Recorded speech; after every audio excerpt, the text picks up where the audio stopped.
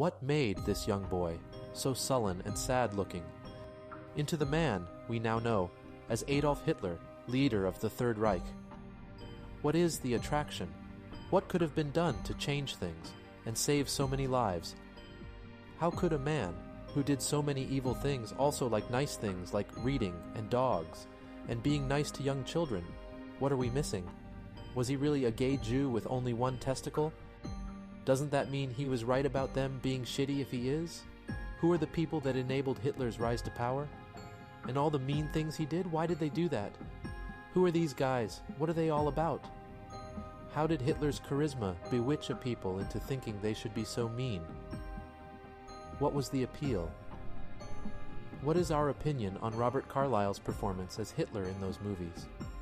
This is the story of Adolf Hitler-Chan and his rise to power.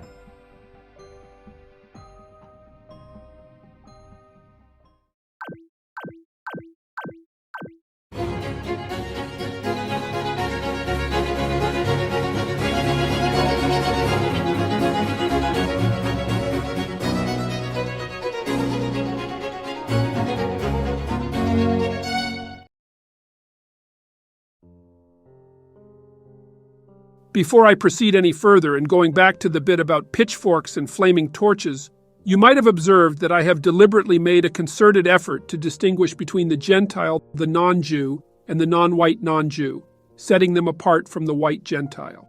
Why have I done this? It's not to complicate matters unnecessarily, I assure you. This differentiation, while it may initially appear confusing, is crucial for a comprehensive understanding of the broader context and the intricate dynamics at play. Jews as a people have consistently been at the vanguard of nearly every progressive movement in the West, diligently working to keep their non-Jewish white counterparts' tyrannical and racist tendencies in check. Driven by their historical appreciation for the threat of ethnic prejudice and the horrors of the early 20th century, their leadership has guided Gentiles dutifully along the straight and narrow path toward the progress and equality they promised, but failed as a whole to deliver.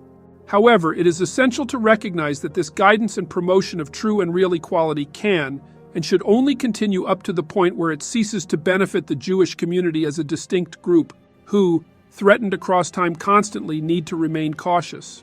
There exists a pernicious canard, a sort of blood libel in the minds of the non-white non-Jew that propagates the notion that Jewish people, particularly those of Ashkenazi descent, are also just white people. This dangerous idea overlooks the complex reality that white people, written as always with a lowercase w, are not a coherent group, except when they need to be criticized and put in their place for their past and present transgressions, or, reminded as they often need to be, to not take pride in unearned glories of the past, when there are still countless intergenerational victims who have been left unheard and without restitution. Due to the unfortunate coincidence of many Jewish individuals having white skin, white privilege, being mostly European, and being overrepresented in various metrics of success, the white Gentile often attempts to trick the low-information non-white Gentile by projecting his own guilt and culpability onto unaware Jewish patsies. Both Jews and non-white Gentiles, though seemingly opposite in some respects, share a profound similarity in that they are both the foremost victims and, in an intergenerational sense, are brothers and sisters in anguish due to the excesses and shortcomings of those we call white. While the non-white Gentile may occasionally subscribe to anti-Semitic tropes and beliefs, they are generally not regarded as the primary source of those beliefs or as a true existential threat to Jewish people, unless they are Iranian or Palestinian.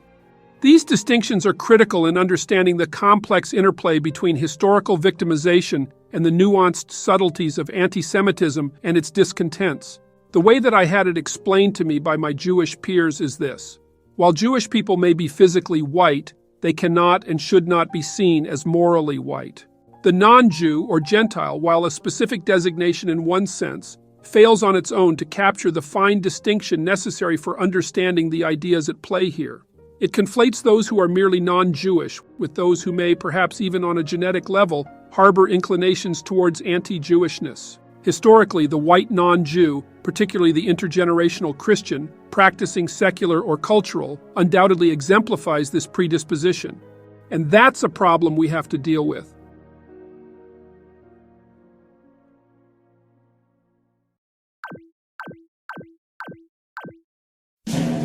Ash Ketchumwitz was a notorious Israeli Pokemon thief and Pokemon street battler, in search of unwary, impoverished Palestinians with Pokemon he could poach or kill by setting his pet falcon on them. And I win! That's number 10! Together with his American pro-Zionist Christian enablers Brock and Misty, Ash was building up quite a collection. However, Team Resist, a not-for-profit anti-Zionist and pro-Pokemon rights organization, was hot on his tail.